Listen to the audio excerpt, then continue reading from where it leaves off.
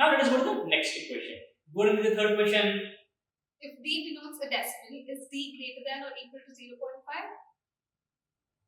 Great. Is D greater than or equal to 0.5? Again, this is a yes or no question type, right? So for yes or no data sufficiency question type, the first thing that we do is we define what is yes and what is no, right? So we get a yes when D is greater than or equal to 0.5, and we get a no when D is less than 0.5, right? Great. So once we define our yes and no, the next thing that we are going to do is draw our yes or no table, right? So in yes or no table, what we got? The first thing that we have here is the fact statements, right? And the fact statements you got plugin and validity, and then you got yes or no. Again, under yes or no, you got plugin and validity. Next one that we got is sufficient, not sufficient. The last one is answer choices, right? The answer choices we write AD by BCE, right? Now let us go to the first fact statement and see whether we get a definite yes or a definite no for all the values in those fact statements, right?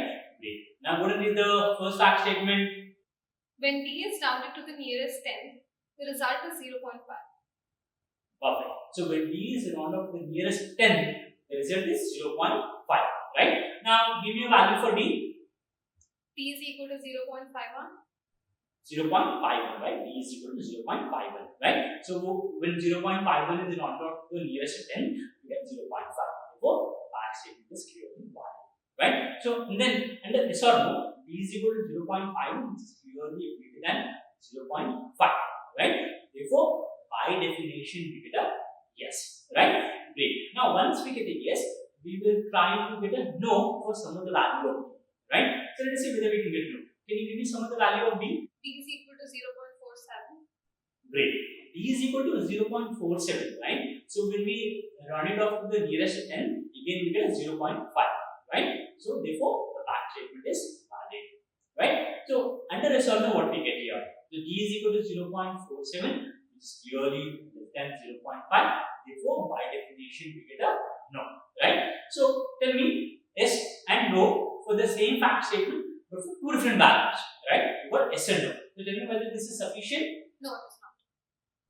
No, right? Obviously not sufficient. Therefore, we knock off answer choices A, B, right? Now we are left with answer choices B, C, and E, right? Great. Now let us go to the second fact statement. What is the second fact statement? When D is rounded to the nearest integer, the result is 1. Perfect. When D is rounded up to the nearest integer, the result is 1, right? So give me a value for D. 0.9. Great.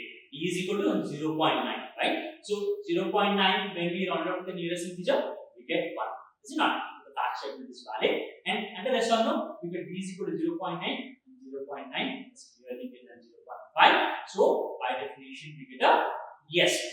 Now tell me, can we get a no here? No, because the least number that we can take for the fact statement to be true is 0.5. Exactly. We cannot get a no for some other value of D because the least value that we can take for D is 0.5, right? So if we take D is equal to 0.5, we can prove the fact statement is valid. If D is equal to 0.5, it's clearly we get a yes by definition, right? Since we get only yes and yes, this is clearly sufficient. Hence, we knock off answer choices C and E. Therefore, here the correct answer is answer choice B, right? Is that clear? Yes.